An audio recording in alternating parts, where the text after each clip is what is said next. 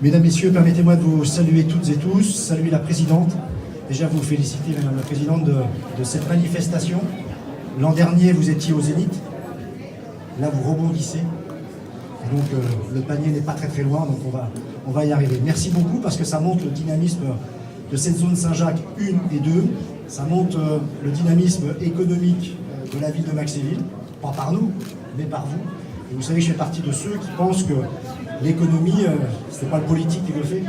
Il l'accompagne simplement, c'est bien les chefs d'entreprise qui font de l'économie. Et donc Saint-Jacques 1 et Saint-Jacques 2 sont en plein mouvement. On a quelques grosses enseignes qui arrivent. Vous avez vu les travaux à l'entrée de Saint-Jacques avec Saint-Christophe Automobile qui va arriver.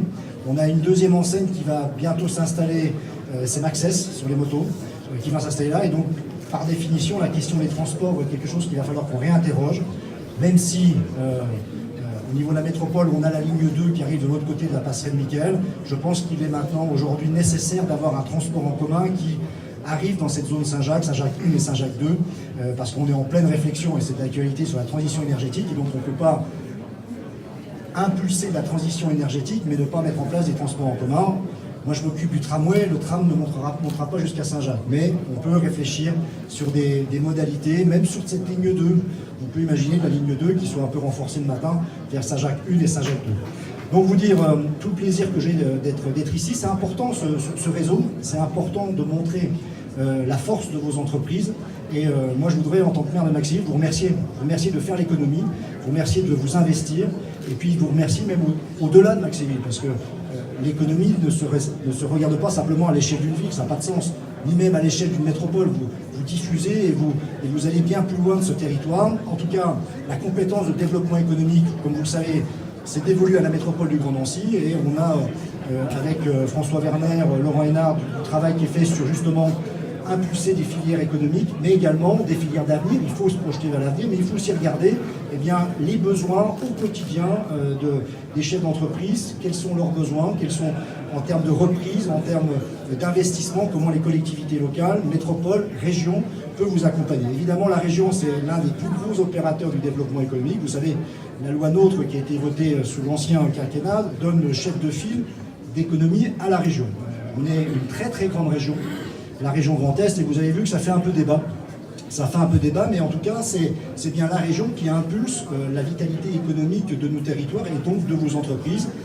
Même si aujourd'hui on débat fortement sur est-ce que l'Alsace doit être dedans, pas dedans, etc. Mais en tout cas, je trouve, et je fais partie de ceux qui pensent que la région Grand Est est le bon format pour le développement économique. Moi, j'ai été, à un moment donné, vice-président de la région Lorraine, en charge de l'innovation, et j'ai tout de suite vu que quand on veut lancer de grandes filières économiques, eh bien la région Lorraine était trop petite. Et d'ailleurs, preuve en est que les pôles de compétitivité sont sur plusieurs régions. On a des pôles de compétitivité, on avait Lorraine, Champagne-Ardenne ou Lorraine-Alsace, donc on voit bien qu'avec cet espace-là, on peut créer de grandes filières, avoir des laboratoires, avoir des entreprises qui se lancent dans des grands appels à projets. Et donc je crois que d'avoir une région qui est quand même la porte-fenêtre de la France sur l'Europe, être à côté de l'Île-de-France, c'est quand même 40% du PIB, c'est bon pour l'économie de notre territoire, donc c'est bon pour l'économie de la métropole et de Maxéville. En tout cas, on est en plein débat. On va regarder si l'Alsace reste ou ne reste pas. Moi, je pense que l'Alsace doit rester, parce que l'Alsace, la Lorraine et la Champagne-Ardenne, eh bien, gardent leur identité, mais participent au développement économique. Voilà, j'en dirai pas plus, parce que j'ai toujours tendance à être un peu bavard, mais vous dire, chère Marie-Jo, je suis vraiment très heureux d'être là, et vous dire aussi que il faut vraiment les remercier, Marie-Jo et toute son équipe, parce qu'on a plusieurs ATP sur la métropole, et cet ATP-là, vous allez dire, je dis ça parce que j'y suis, mais est très dynamique. J'ai été interpellé tout à l'heure pour du sport. Et oui, regardez comment la ville peut mettre à disposition des équipements sportifs pour pouvoir y travailler. C'est dynamique aussi parce qu'on voit, quand une enseigne s'en va, et bien c'est tout de suite repris. On a eu à un moment donné, vous vous souvenez, la gendarmerie qui était partie, tout de suite une enseigne revient derrière.